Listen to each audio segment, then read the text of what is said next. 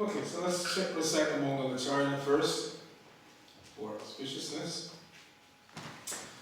Beginning with Prabhu's pranam mantras. Nama Om Vishnu Padaya Krishna Prasthaya Bhutale Srimate Bhaktivedanta Swami Namane Namaste Saraswati Devi Gauravani Nirmishri Shashivani Pashyate Sharni Om Ajnana Timirandasya Jnanantanashmakaya Chakshur Unmilitam Jena Tasmai Shri Gurave Namaha Shri Chaitanya Manam Vishnu Sapitam Jena Bhutale Swayam Bhutakalamani Hamdulati Sotanatanam Vandeham Shri Guru Shri Padakamalam Shri Gurun Vaishnavasya Shri Rupam Savijatam Sahagana Raghunatam Tam Tam Sajiti Sadvaitam Savadutam Varijana Sahitam Krishna Chaitanya Devam Shri Radha Krishna Padana Sahagana Lalita Shri Vishakam Hey Krishna Karuna Sindhu Dinamano Jagate Gopesha Vipakanta Akanta Tapta Kanchan Gaurani Radhe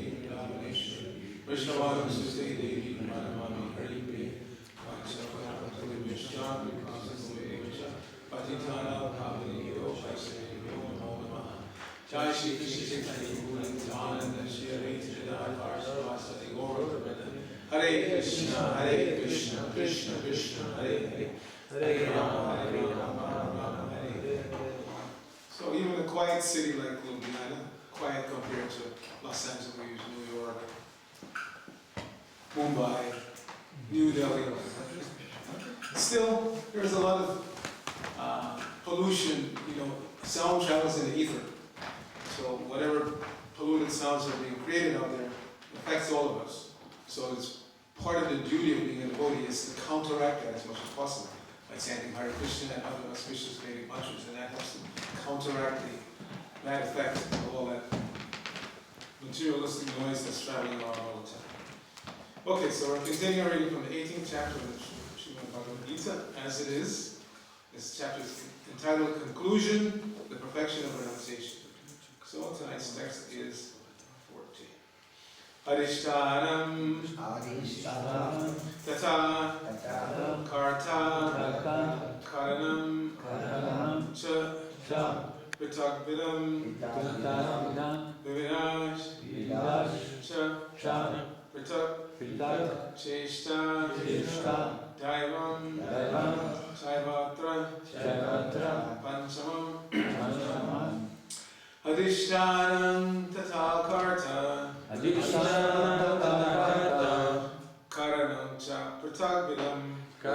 Cha Pritagvidam Vividascha Pratak Cheshta Daivam Chaivatra Panchamam Adhishtanam Tata Karta Karanam Cha Pritagvidam Vividascha Pratak Cheshta Daivam Chaivatra Panchamam Adhishtanam Tata Karta Karanam Cha Pritagvidam Vividascha Pratak Cheshta Daivam Chaivatra Panchamam Adhishtanam Tata Karta Karanam Cha Pritagvidam Vividascha Pratak Cheshta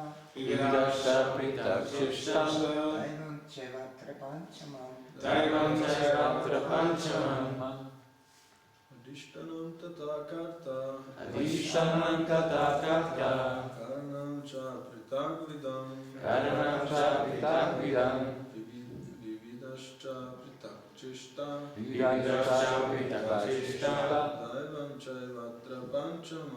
Daivam Chaivatra Panchamam Adhishtanam Tata Karta Karanam Cha Pritagvidam Vividascha Pratak Cheshta Daivam Chaivatra Panchamam Adhishtanam Tata Karta Adhishtanam Tata Karta pritagvidam. Karanam cha pritagvidam. Vividascha pritagchishta. Vividascha pritagchishta. Dainam chaivatra panchamam. Daivam chaivatra panchamam.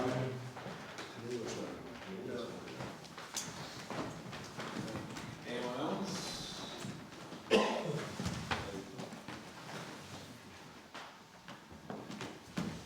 Okay, so what was it? Adhishtanam, the place. Tata, also. Karta, the worker. Karanam, instruments. Cha, and. Pitakvidham, of different kinds. Vividaha, various. Cha, and. Pritak, separate. Cheshtaha, the endeavors. Daivam, the supreme. Cha, also. Eva, certainly. Atra, here. Panchamam, the fifth. So, who's speaking? Lord Krishna. Who's he speaking to? Arjuna. So we should always remember that. And we're hearing what Sri Bhagavan Uvacha, what the Supreme Personality of God is saying. Even if we don't realize that, if we accept it theoretically, then we can focus better on what's happening here. So, Sri Krishna, the Supreme Personality of God, says, the place of action, the body, the performer, the various senses, the many different kinds of endeavor, and ultimately the supersoul, these are the 5 factors of action. So I'm sure the Prophet's purport for this verse. The word Adhishtanam refers to the body. The soul within the body is acting to bring about the results of activity and is therefore known as Karta, the doer. That the soul is a knower and the doer is stated in the Shruti. Esha hi drashta shrashta. Prashna Upanishad 4.9. It is also confirmed in the Vedanta Sutra by the verses Gyota Eva 2.3.18 and Karta Shastrarta Vat 2.3.33. The instruments of action are the senses, and by the senses, the soul acts in various ways. For each and every action, there is a different endeavor, but all one's activities depend on the will of the Supersoul, who is seated within the heart as a friend. The Supreme Lord is the super cause. Under these circumstances, he who is acting in Krishna consciousness, under the direction of the Supersoul situated within the heart, is naturally not bound by any activity. Those in complete Krishna consciousness are not ultimately responsible for their actions. Everything is dependent on the Supreme Will, the Supersoul, the Supreme Personality of Godhead.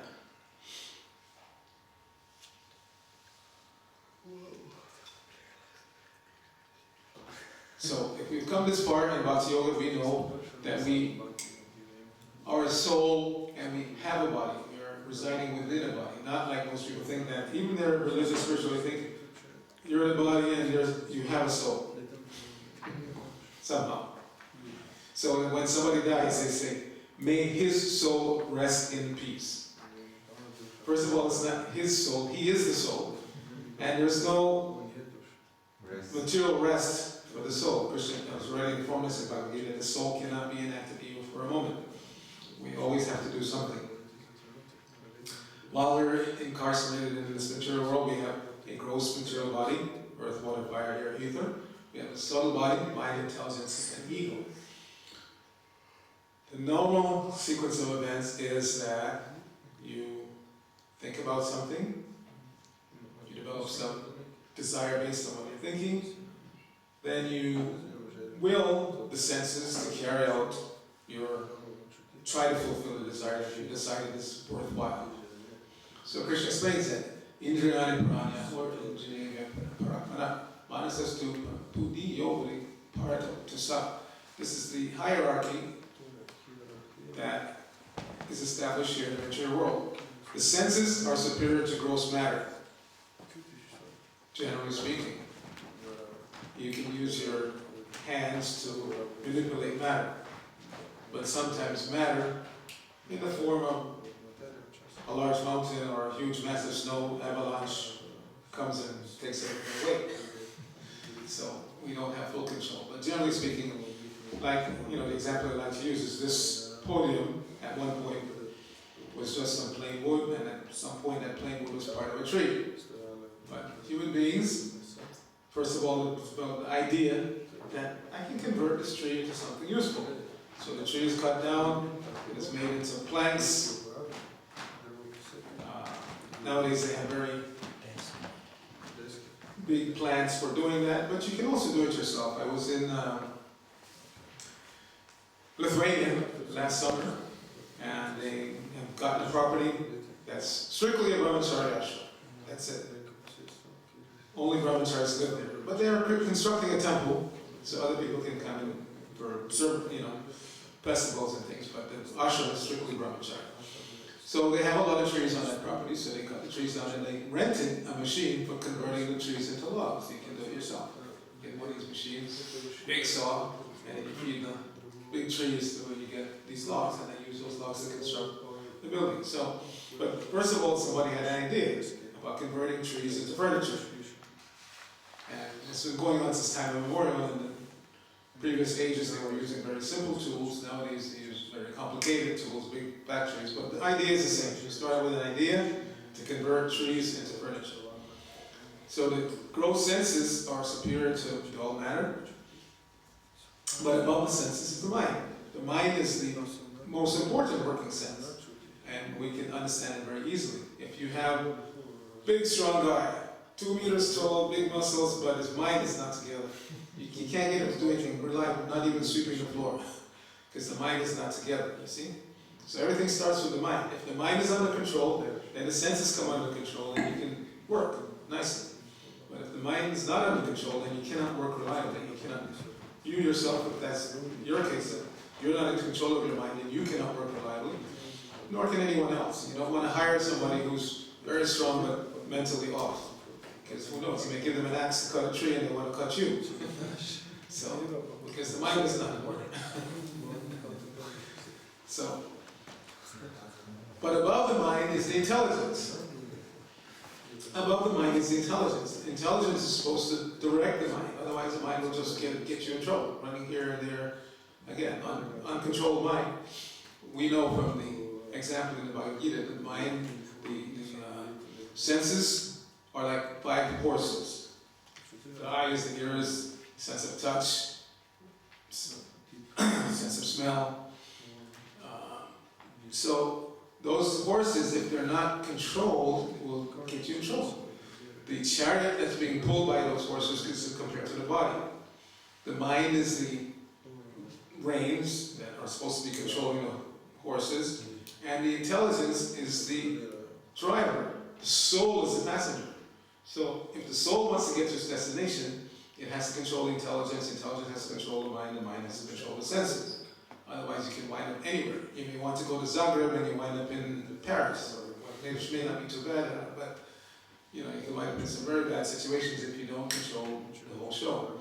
So nowadays everybody's more into physical strength. If you're physically strong, then that's good for you, good thing. We're not saying it's a bad thing, but even the Vedic culture, they understand that there's a nice proverb that Prabhu would use many times, probably from the Hitopadesha, like, Buddhiryasya balam tasya nirbuddhis nakatola. Intelligence is strength. One who has no intelligence has no strength. An example is used that in one particular forest, the lion is king in the forest, so he was every day killing some animal and eating it. So the animals decided, we can't live like this. It's just too stressful. So why don't we make a deal with the lion that every day one of us will go to him at noon and the rest of us can be in peace. Not have to worry about looking over our shoulders and running away. So they thought, yeah, this is a good idea. So they went to the lion, and the lion was fine, good, because the lions, they usually are sleeping 22 out of 24 hours, they're sleeping, and a couple of hours they go hunting. So he was fine with him. Okay, I'll just sleep, and at noon one of you will come and I'll. So I was going along. Now it was the turn of one rabbit to be eaten by the lion for his lunch. And the rabbit decided, I don't want to die. I don't want to die. What to do? So he came up with a good plan. So noon came, lion wakes up. Where's my food? Nobody's there. All right, I'll give him 15 minutes. 12:15, still no food. 12:30. He's getting really angry. Ah, what's going on? And then 1:45, the rabbit comes running up. And the lion said, "Wow, but you're supposed to be in here at noon so I can eat you." And the rabbit said, yeah, I was on my way, but another lion tried. What? Another lion? I'm the boss around here. There is no other lion over there comes in this morning. No, I'm telling you, another lion tried to eat me. Where is that fool? Where is that rascal? So he brought the lion, come, I'll show you. He brought him to a very deep well. He looked over, he saw his reflection in the water. Ah, he roared and the sound came back and he jumped in. Boom. So, Bodhirinasya, Balamtasya, near Buddha is Nakatoa. Intelligence is strength, the one who has no intelligence has no strength. And we see that around the world. You look at any country around the world practically. The leader, the head, the president, king, whatever, is not necessarily the biggest, strongest guy. It's a smart guy. Look at Russia. Mr. Putin is a little guy compared to most Russian, you know. And I know, I've been in Russia. One time I went from Moscow to Armenia and to Georgia, and then was trying to cross from Georgia into Ingushetia. But at that time it was pretty hot. Fighting was going on in Grozny, and they wouldn't let us cross the border. So we had to spend the night at a border station, manned by Russian troops. And these guys are very, very, you know, big guys, trained soldiers, and they have a scheme going there where they just artificially keep a long line of vehicles waiting to cross the border. Artificially, no necessity, but the reason is when they go down the line, the drivers of the vehicles are very happy to give them some bakshish, okay, money or food or produce or whatever they have.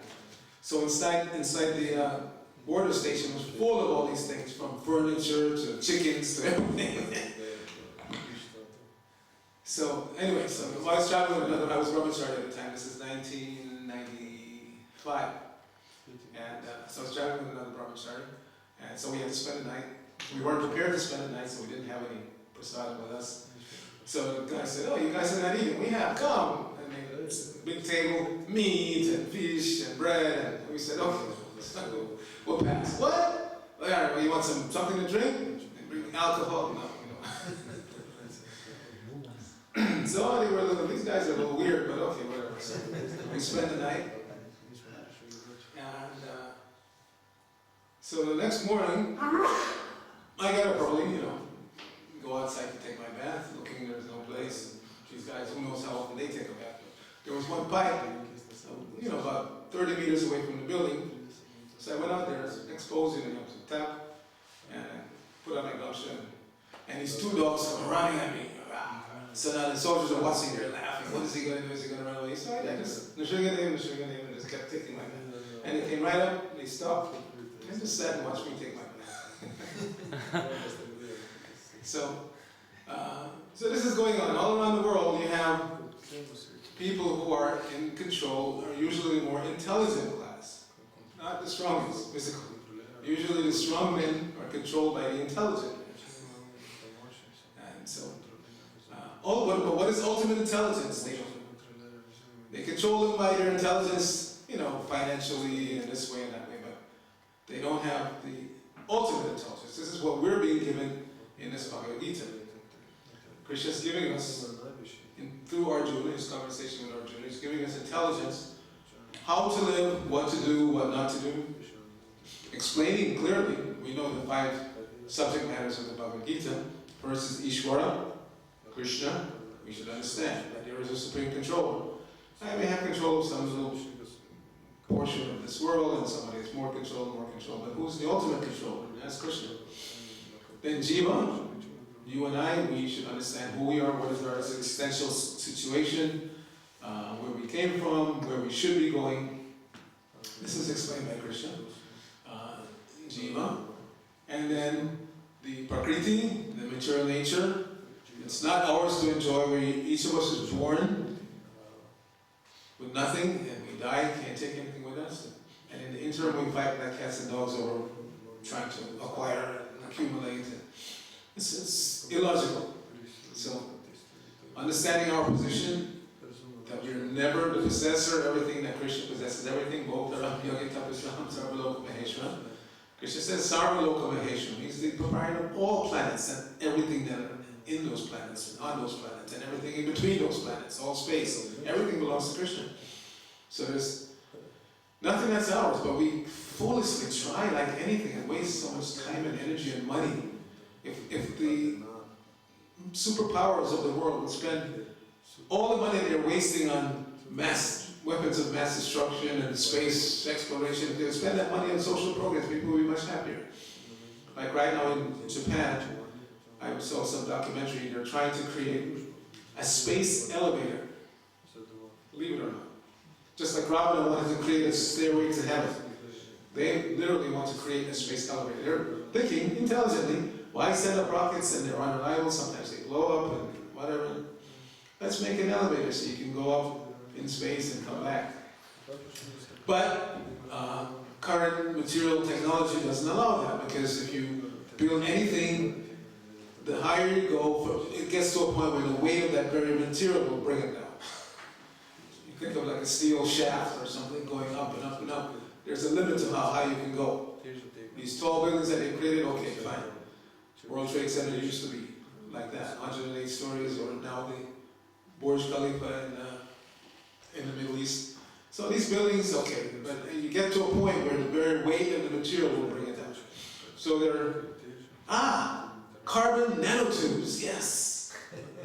That'll be strong enough to carry an elevator into space, but light enough that it won't fall down.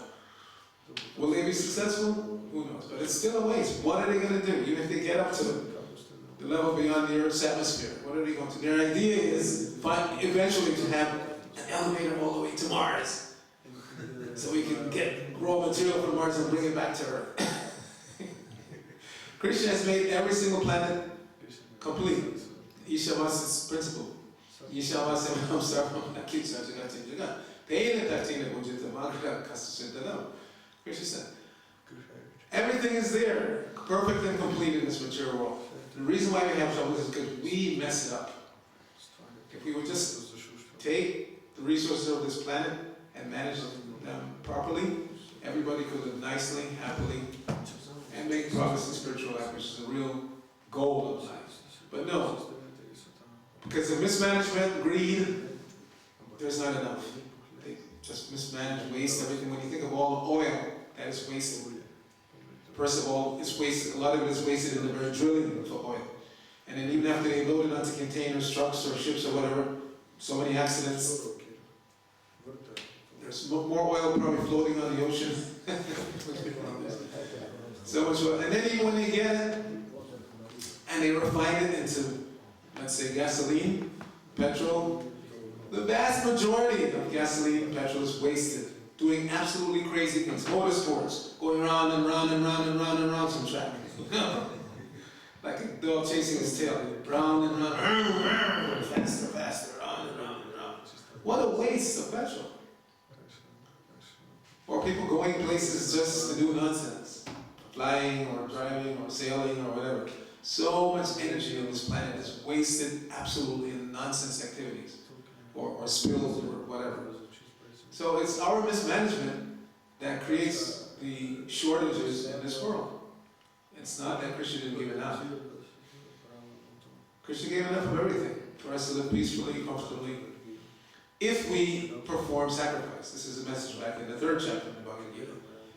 If you perform the sacrifices that are recommended, the demigods will be pleased, they will supply everything that you need, and as human beings you can be happy.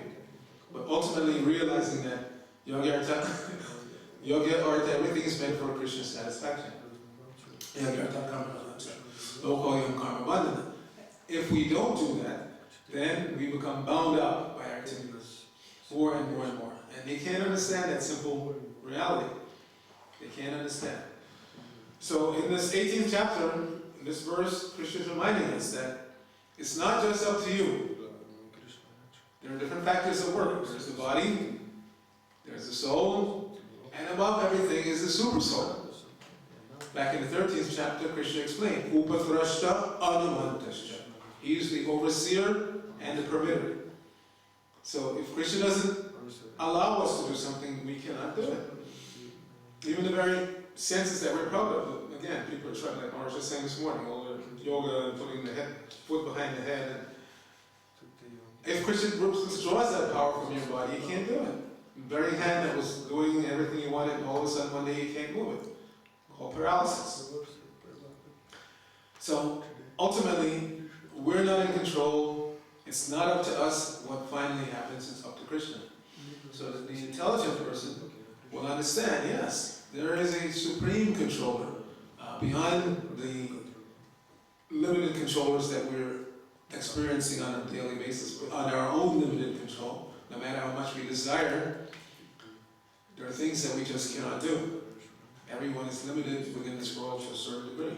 And that extends all the way up to the supreme material controller of the universe, Brahma himself. There are things, even little animals, insects on this planet can do that we can't do.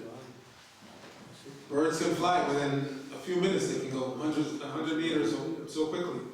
We have to huff and puff and eventually get there, and the bird is gone again another 100 meters. So birds can fly, we can't.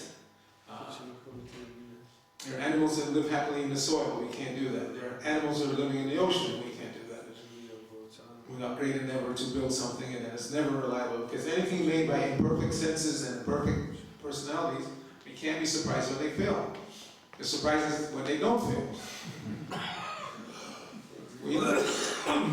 Because of the cheating propensity also, they want as much profit as possible and giving you as little product as possible. So they cheat, and therefore things fall apart. So we're not meant to be eternally subjected to this kind of atmosphere, where things are imperfect and people cheat. We're actually coming from a perfect atmosphere in the spiritual world, and that's why we get so upset when things don't work right. It's not what we're used to, ultimately. We're used to a perfect world where things work perfectly. Everything is in perfect harmony, everything works perfectly, there's no breakdown, there's no, everything is just perfect. That's what we're used to, that's where we come from. While we're here, we have to learn tolerance and patience, for sure. But the reason why we get so upset when things don't work is because things work in the spiritual world. There's no breakdown, there's no shortage of anything. Everything is wonderful there. And that's what we're looking for, that's what we're aspiring for. And that's why no matter how much matter we have under our control, and how much money, whatever, we're still never happy. And the poor people can't understand that. They think, what's wrong with this rich guy? He's got so much money, so many cars. Seems that he can do anything he wants, but he's still not happy. If I had that money, I'd be happy. If I had €1 million, I'd be happy. No, you wouldn't. You wouldn't. Well, try me. Give me €1 million. So, most of you know Ambarish Prabhu, my brother, who's the driving force behind the Mayapur project. He's the heir, one of the heirs to the fortune. So he said once, there's a saying that money cannot buy happiness. We've all heard that. So he said, the rich people know that it's true, because they have money and they're not happy. And the poor people are hoping that it's not true, because they want money and they want to be happy by getting money. But it's not going to work. It doesn't work out. You see? So rather than endeavoring mightily, spending your whole life, and we can see how much endeavor it takes just to create a small city like Ljubljana. Just think of all the man hours, the effort that has gone into building all these buildings and streets and power, distributing power and water and the sewer system, and so much effort and energy people put into their material situation. But literally no time for Christian consciousness. No time. Or they create some religious system which is simply meant to enhance their material situation. They go to church or mosque or temple to pray for material prosperity. So those who are born into material prosperity or who have acquired it easily or relatively easily, they don't see any need to go to church or mosque or temple, because that's you guys go there to pray for money, and I already have money, so I need to go. I'll go there and give you guys something. Okay, here's €100. I'll put it in your donation box. Okay. See? But they're also foolish because they don't know where that money came from. It's just like the story Prabhupada tells of the communists. When the communists took over Russia, the people were still mostly religious. They would go to church and pray. But the communists didn't like that because religion interferes with their agenda. So what they would do is they would go to the villages and they would round up all the villagers and we're going to put you in your church and lock the door and give you some time. You pray to your God for bread and we'll see what happens. Put them in the church, lock the door. An hour or 2 hours later they come, open the door. Okay, did you pray to your God for bread? Yes, communists. So where's the bread? We don't see any bread. You want bread? And they would whistle and the big trucks would come over and take bread as much as you want. Now who's better, your God or the Communist Party? You communists. So Prabhupada said that means that they're all Shudras or less. He said a Brahmana would ask, where did you get the bread from?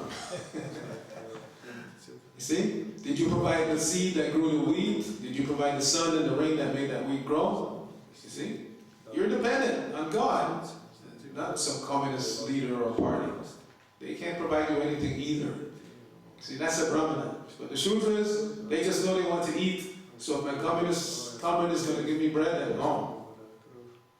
You're as good as God.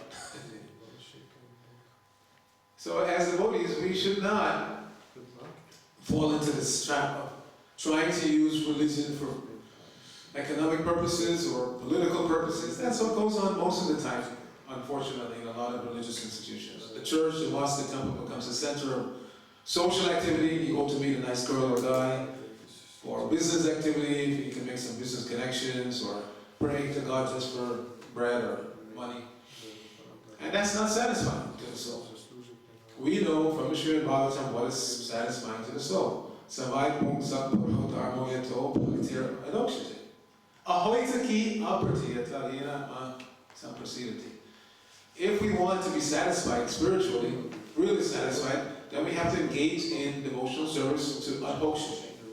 Adhokshaja is the name of Krišna, which means that he's beyond anything you can experience on a sensual platform. Beyond it. You cannot conceive. Sometimes our mind works in ways that we combine things. Like we've seen gold, for sure, and we've seen a mountain, so in a dream you may see a golden mountain. Oh.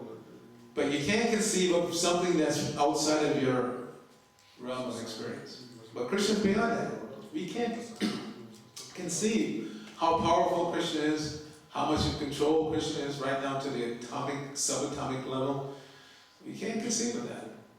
We don't know anything that we can do to give us that kind of control over matter. And we try again, like with the space program. I was, there in America when the Challenger exploded, and the scientists were very much shocked because they thought they were controlled. They've done it so many times. You send up your, reusable spacecraft, and it comes back and lands, and you fuel it up again, put some more people in, send it up again. Routine, right? Boom. And many of them, although they were atheists, their first statement was, "Oh my God." See? So when things get really, really bad, even the atheist starts thinking of God. So we shouldn't be like that. We should set the example that God should be prominent, present for everyone at all times, not just when there's some disaster. Because then, if there's disaster and they pray to God and they don't get the results that they want, then they become more atheistic. Probably give an example from the World War II. On both sides of the war, the wives, the mothers, sisters, children were praying for their husband, father, brother to come back. So when the husband, father, brother didn't come back, they became atheistic. What kind of God are you? You let the enemy kill my husband, brother, like that. But what is Krishna supposed to do? You wanted this. You created this by your nonsense karmic activities. So that's what this material world is meant for. So we can come here and scheme this way, that way to become happy and then become ultimately frustrated when our schemes don't work out. So Krishna's not going to interfere. Like I said, both sides are praying for the outcome that they want. But so what's Krishna supposed to do? No, So he just lets the karma play out. That's not Krishna's business to satisfy us on that level necessarily. But Krishna is there when we want to revive our eternal relationship with Him, when we want to revive our original Krishna conscious mentality. Then He will give us, then He's there. Prabhupada said, one step you take, Krishna takes 10 steps towards you. And we all experience that, especially as new devotees. You come in the door and just within a few days of chanting Hare Krishna, you feel so much relieved of the material situation.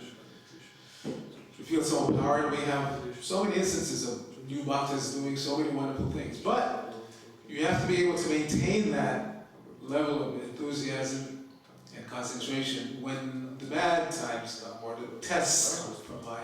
Because that's Maya's job, is to test us. So we run into the plateau phenomenon where you rise like a rocket for the first maybe 6 months, year, whatever.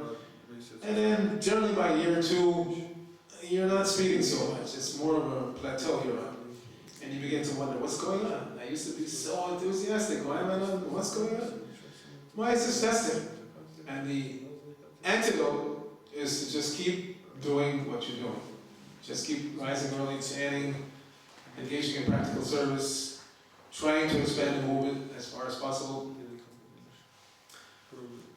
Otherwise, we can really accomplish a lot and still fall away if we don't have that determination that Krishna consciousness, love of God, Krishna prema is the goal, and I'm just going to stick to this thing no matter what happens until I reach that goal. And then once you reach the goal, there's no question of stopping. Otherwise, we've seen some really phenomenal things. I was in Zurich in '96, and I met Harinamananda Prabhu, who at the time had set the world record for most books distributed in one day. Not just books, big books. He did like 900 books in one day. Obviously, there was a team involved. Because as soon as he would empty his bag, he'd go back, and there was another bag ready, he would go out again. But in one day, 900 big books. Most of us can't conceive of that. So, Krishna, if we are surrendered to serving Krishna, Krishna can empower us to do so many things. But, not picking on him, just using as an example, some years later, he was not doing books anymore. So I was again in Switzerland. And where's Harinamananda? What's going on? Well, his spiritual master left, and now he's on the streets selling records, CDs or something like that, just to maintain his household. They go to book distribution.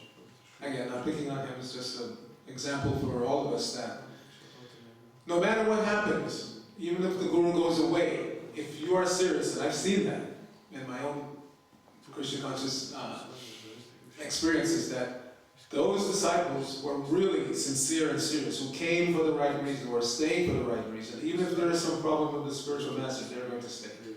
They're going to remain fixed, they're going to keep going forward. But those who were kind of treading water, here's the excuse they were looking for. Now I can get away. I run away from Krishna consciousness. My spiritual master fell down. What do you want me to do? I run away. Ultimately, you have to fly your own plane. Prabhupada said. This is what Krishna consciousness is all about. You're being trained to fly your own plane back to Godhead. So it's just like learning to fly a plane materially. You go to flying school, and in the beginning, an instructor goes up with you. There are 2 sets of controls, so if you mess up, he can take over. And he's instructing you step by step by step. But the day will come when you have to fly solo. You have to go in there, start it up, taxi, take off. You're on your own. You see, and then you have to remember the instructions. You have to remember the instructions and execute them properly. You can't blame anybody at that point. Oh, my flying instructor ran away. No, you're up there. You have to remember the instructions and execute them properly. And then you will be safe. You can fly anywhere, land a plane. So it's the same thing in Krishna consciousness. Practically, all of us are already equipped with what we need to get back home to back to God. Just stick to the process that Prabhupada gave us. But Maya will test. She'll give some excuse, either in the form of sense gratification. Don't you remember how good this was? Well, it can be good again. Come on.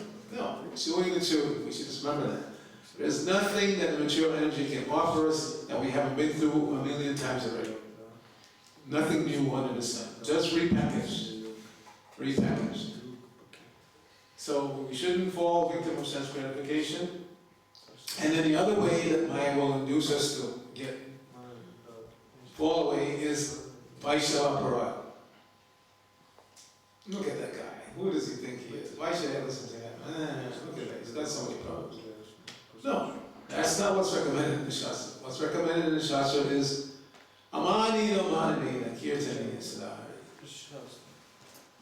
Offer respect to everybody and don't expect any respect in return.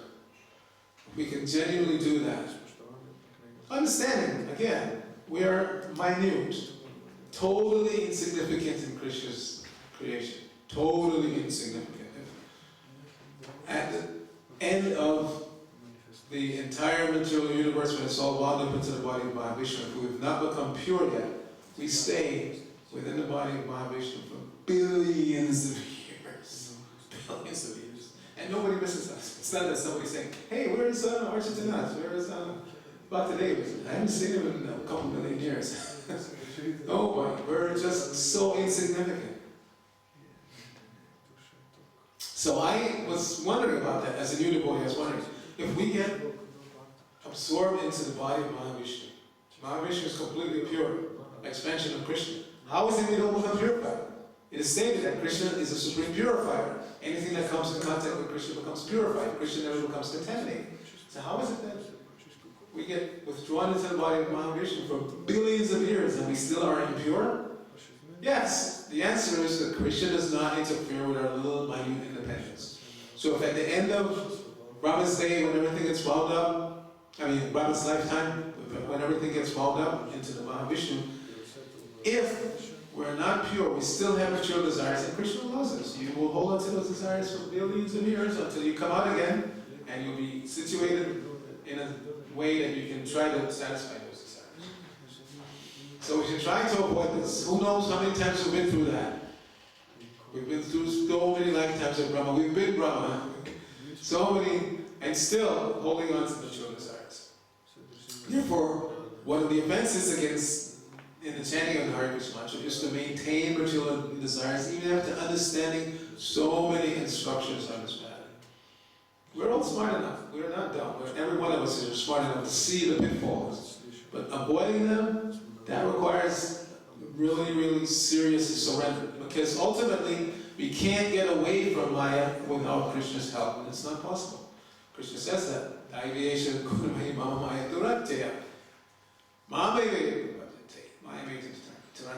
If you see and understand the situation that you're in, and you want to get out of it, then you must surrender to Krishna. There's no other option, no second, option. There is no other way. Because Maya will not let us get away if we don't surrender to Krishna. As soon as we surrender to Krishna, she backs up. We are left alone. If we don't surrender to Krishna, then she will find some way, somehow, to trip us up. And that's what we see in our society and other spiritual societies. In every walk of life, people fall down. And people are mind-boggling, wonder, how is it that this can happen?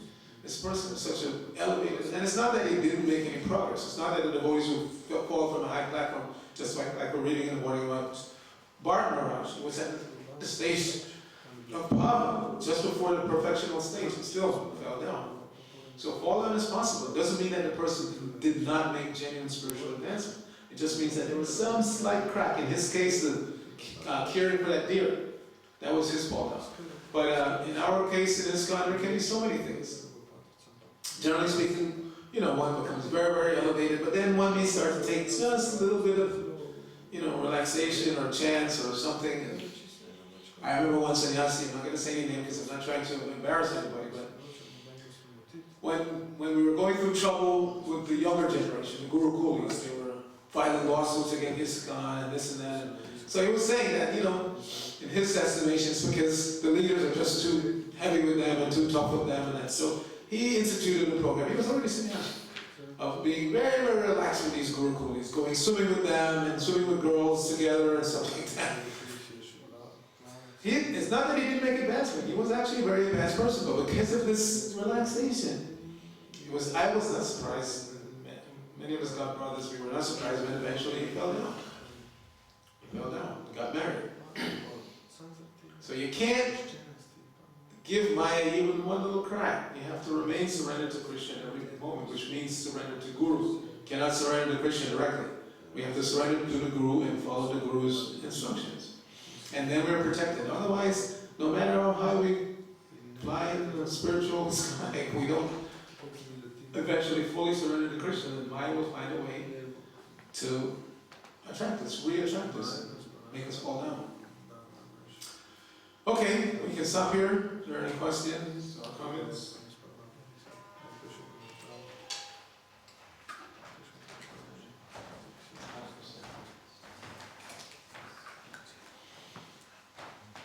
Yes? Don't be shy. I love to try to answer questions at least. Well, there's two things. One thing is you were saying, Maya can sleep very easily. If we have why is it that, I'm asking, not rhetorically, but, why is it that we're not afraid of Maya in some way? I'm not saying but why is that, Prabhupada said you're not afraid? Yeah, Prabhupada said, the problem with you American boys and girls, you're not sufficiently afraid of Maya. Because again, we don't understand the long-term repercussions. We're thinking, because we've been, that's what it means to be conditioned. We've been conditioned for so long, and we're thinking, why is he so tight? Just, what is the problem? Just relax. You people are too tight. Actually, there was one psychologist who came to, I was there at the time, he came to New York, LA Temple, while Prabhupada was still here. And he said he wanted to study the devotees, he wanted to do a psychological study of the devotees, to show his colleagues and the rest of the world that these Hare Krishna people are not crazy, they're not weird, or whatever. And Prabhupada said no. He said no, even if you think they're crazy, if they stick to this process of chanting Hare Krishna, following these principles, they will become sane real quickly. So he was not happy. Later on, after Prabhupada left the planet, that same psychiatrist was hanging around, psychologist, whatever he was, hanging around the devotees, and trying actually to get them to break principles. Literally. His idea was that the reason why you guys have trouble, why some of your leaders have trouble, is because you're too uptight. You should relax, go have a beer once in a while, go out, have some fun. Don't be so tight about following principles. You see? Now, there's no question of falling down if you're already fallen. He's a fallen fellow, so he doesn't know what it is like to be not fallen. And therefore, of course, he's going to give that kind of recommendation.